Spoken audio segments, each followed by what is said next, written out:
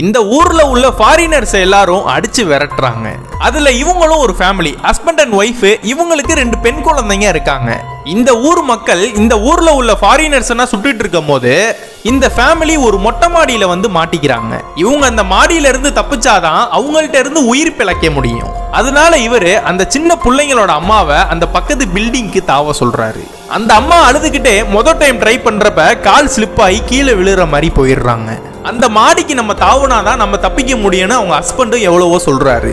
அதெல்லாம் கேட்டுட்டு ஓடி வந்து ஒரு வழியா அந்த மாடியை தாண்டி இன்னொரு மாடிக்கு குதிச்சிடுறாங்க. அடுத்து அந்த சின்ன பிள்ளைங்களை அந்த மாடிக்கு தூக்கி போடணும். அந்த சின்ன பிள்ளைங்களும் ரொம்ப பயப்படுது.